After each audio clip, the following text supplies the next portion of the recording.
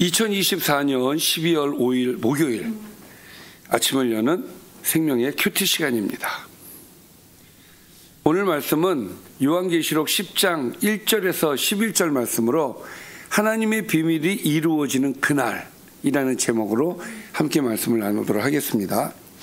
자, 오늘 말씀 들어가기 앞서서 어제 말씀 좀 간단하게 볼까요? 어제는 우리가 9장의 내용을 보았죠.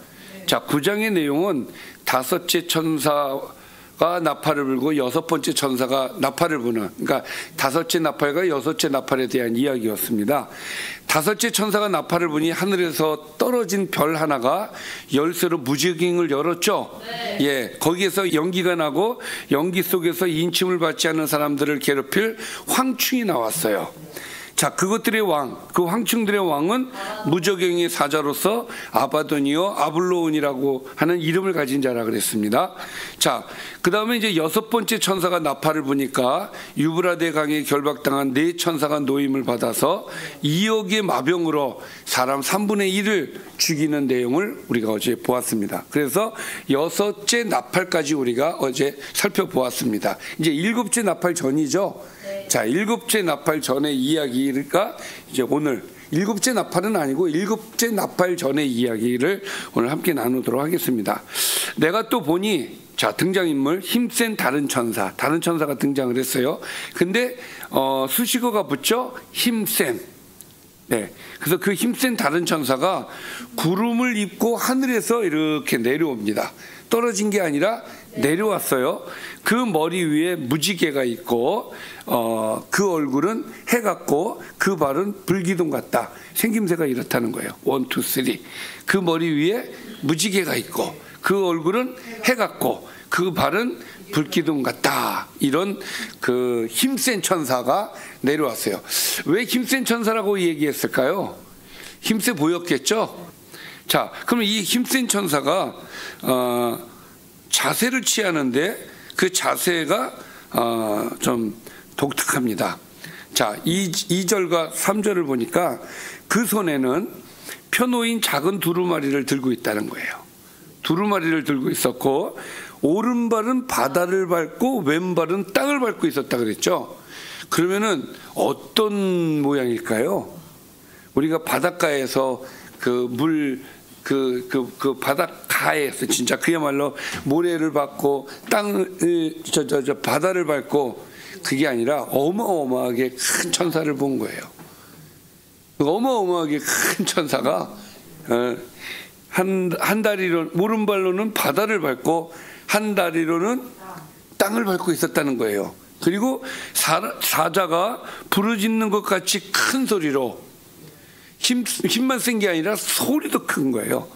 큰 소리로 외치니 그가 외칠 때에 일곱 우레가 그 소리를 내어 말하더라. 자, 일곱 우레가 소리를 내기 시작을 한 거예요. 그러니까 어마어마한 소리가 이제 들렸다는 이야기가 되는 것이죠. 자, 그러면 그 소리가 뭔지 한번 볼까요? 자, 일곱 우레가 말을 할 때에, 자, 일곱 우레의 소리입니다. 그 일곱 우레가 말을 하는데 내가 기록하려고 하다가 곧 들으니 하늘에서 소리가 나서 말하기를 일곱 우레가 말한 것을 임봉하고 기록하지 말라.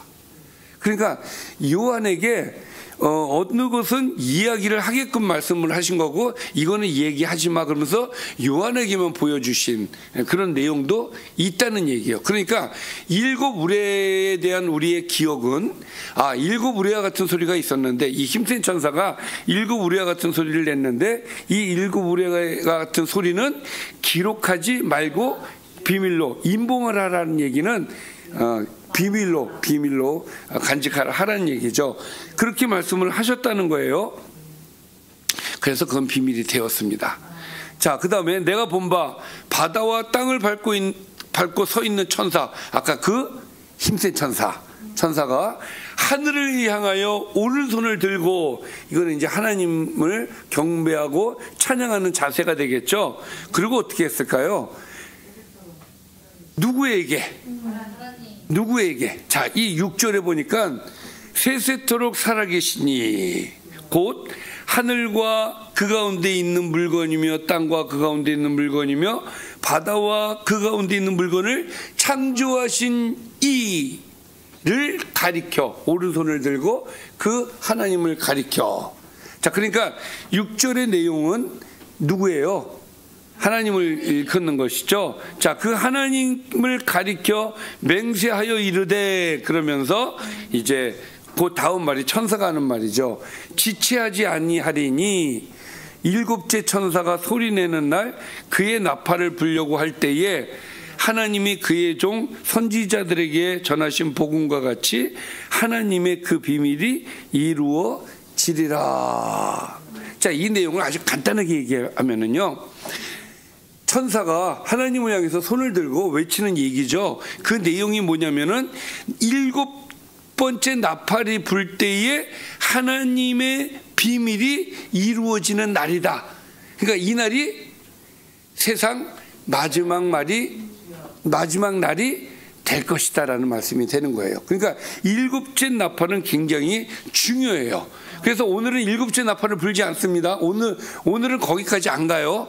그러나 그 일곱째 나팔 불기 이전에 그 일곱째 나팔의 중요성에 대해서 이야기를 하고 있는 거예요. 그러니까 힘센 천사가 말하기를 일곱 번째 나팔이 불 때에는 하나님의 비밀이 완전히 이루어지는 그 날이 될 것이다 라고 외쳤다는 것이죠.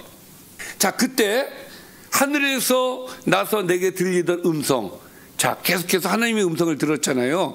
그 음성이 다시 또 들렸어요. 누구에게? 요한에게. 자, 요한에게. 그래서 요한이 음성을 듣습니다. 또 내게 말하여 이르되 내가 가서 바다와 땅을 밟고 서 있는 천사의 손에 펴놓인 두루마리를 가지라. 자, 조금 전에 그 힘센 천사가 뭐를 들고 있었어요? 예, 그렇죠. 두루마리를 갖고 있었죠. 그거를 네가 가지라. 이런 음성, 하나님의 음성을 듣습니다. 그래서 달라고 했겠죠.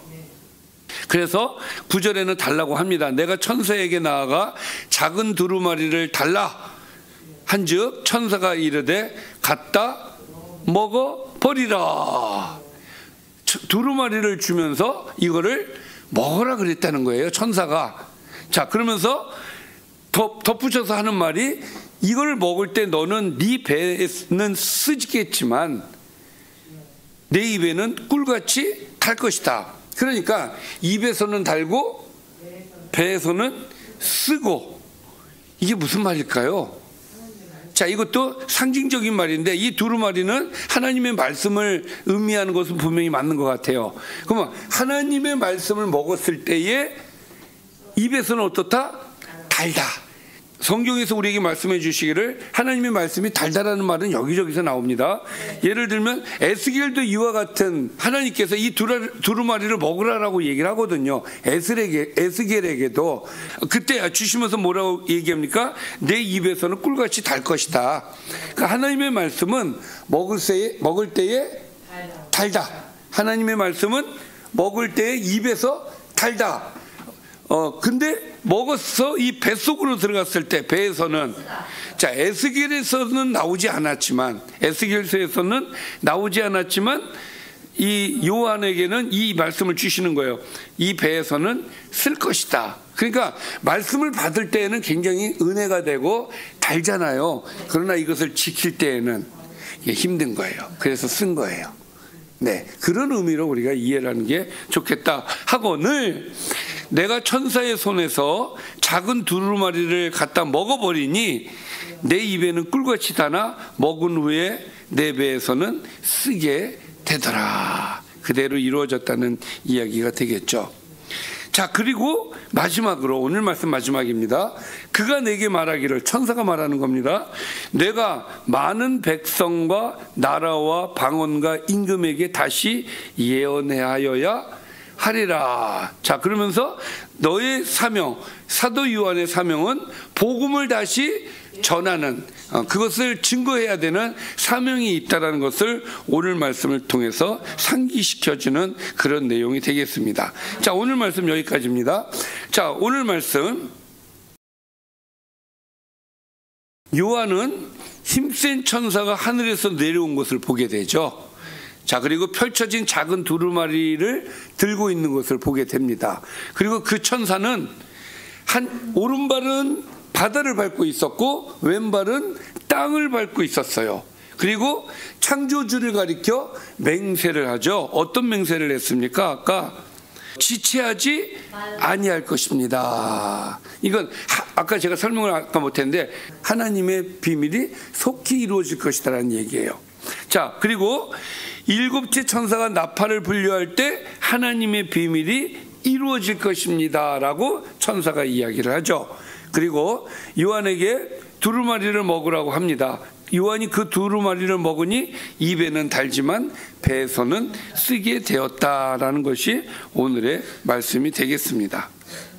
자, 오늘 말씀을 보면서 저는 맨 마지막 말씀, 그가 내게 말하기를 내가 많은 백성과 나라와 방언과 임금에게 다시 예언해야 될 것이다.